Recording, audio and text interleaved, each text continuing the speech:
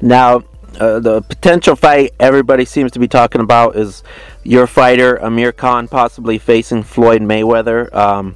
We've talked about this a few times, but if that fight becomes reality, what are going to be your thoughts on it?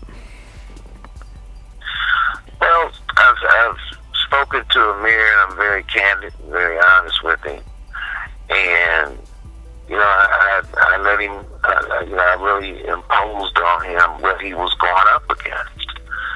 I also told him that if he would dedicate himself to the sport of boxing, and dedicate himself to the repetitions and commitment to correct some of his flaws, and also really focus in on boxing, that he certainly has the ability, and he certainly has the will to make it a very interesting fight. Now, a lot of people won't agree with that, but the bottom line is I've seen him do some things that if he can really dedicate himself to this sport, and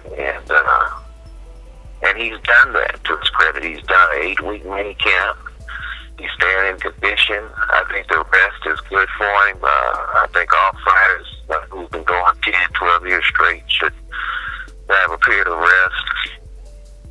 He's done that. So, by no means is he going to be out of this fight. I think it's going to be a very surprising fight. What, Khan came to you after the loss to Danny Garcia, and you guys have gotten 2 wins. In that time frame, what have you gotten to learn about him as a fighter and also just as a man? Well, first and foremost, as a man, he's a solid kid. He's a solid man, and he's a very coachable young man. It never was impressed upon him to practice in between fights. He would just fight, and he would go and be the kid, and then when it's time to fight again, he'd come on back to camp. What I've learned is that he's very solid. He's very loyal to his family, and he's very coachable. That's what I've learned. I've also learned that he has some extraordinary talent. So, we're trying to bring the best of that out of him.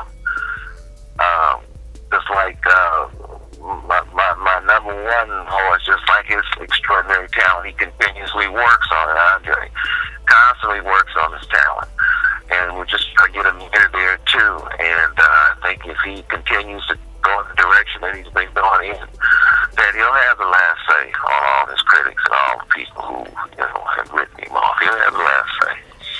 What is your personal opinion on Floyd Mayweather, the way he looked this year in beating Guerrero and Sal Alvarez? How do you think he's looking, and how do you prepare to fight someone like that?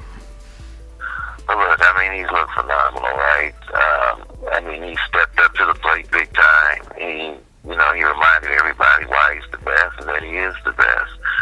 And at this point, I have no plan for Floyd, and I might not even have a plan for him leading up to the fight. Sometimes you just don't need a plan.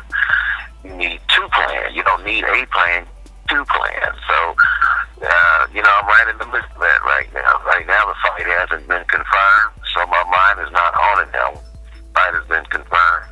Then, in a matter of direct, but quite naturally, we have to use Amir's assets to make some noise in that fight. And his assets are speed, which is very uncanny. And his speed can throw anybody off, including Floyd. And if we can get his dedication and his commitment up with his speed, and like I said, he's been doing that, it's going to be a very interesting fight. All right. And people anticipate it.